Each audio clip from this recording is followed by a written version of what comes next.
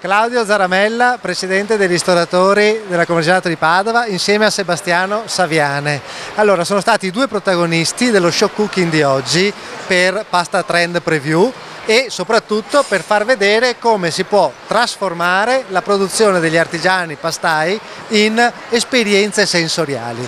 Adesso darei prima la parola a Claudio Zaramella come presidente e poi a Saviane. Allora, noi siamo ben felici oggi di essere stati interpellati da Confartigianato e ci ha dato l'opportunità ancora una volta di essere presenti sulle scene, qui si può dire anche internazionali, per presentarci e presentare. Oggi la protagonista era la pasta e noi abbiamo privilegiato la pasta e ci siamo messi al servizio della pasta.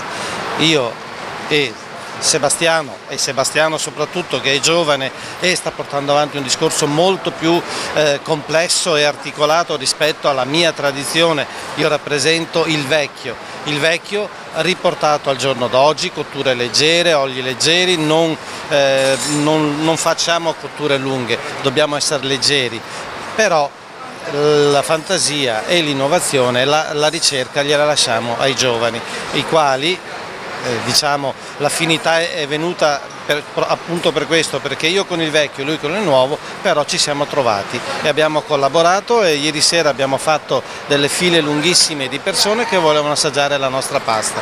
Lui ha avuto l'abilità, con 4 ingredienti ha fatto 8 ricette, la pasta era sempre diversa, il gusto era diverso, però la pasta era la protagonista. Io ho assistito allo show cooking, lei ha condotto in maniera molto rigida la degustazione, ha quasi obbligato i commensali a scegliere e selezionare e cadenzare l'assaggio come decideva lei, per fargli capire la differenza tra mangiare e degustare e capire i vini, la pasta e il condimento.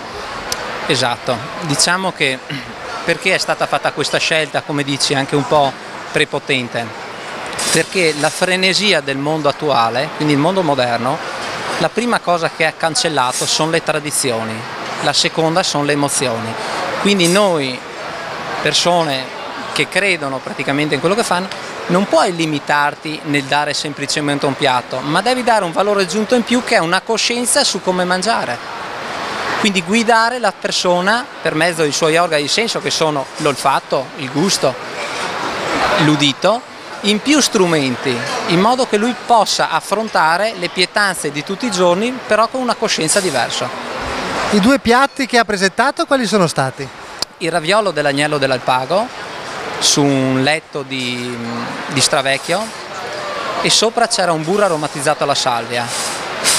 Anche lì, perché scorporare il formaggio dall'ingrediente? Perché un formaggio, specie un grana, un raviolo, ha un gusto marcato. Nel momento in cui noi all'interno di questo raviolo, al di là che sia l'agnello o il pesce, quindi ha un gusto delicato, dobbiamo far sì che, appoggiando il raviolo sopra il formaggio, il raviolo prende ciò che serve dal formaggio. Quindi non sarà un cucchiaio o una forchetta piena di formaggio, sarà quella che serve al raviolo. E il secondo piatto? Il secondo piatto erano dei tagliolini al prosecco con della cipolla stufata.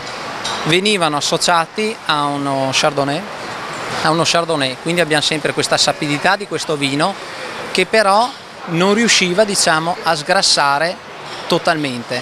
Questa cosa è stata voluta in modo che il cliente ha avuto una proporzione, un paragone su come un vino sgrassa bene e su come un vino può mancare l'abbinamento.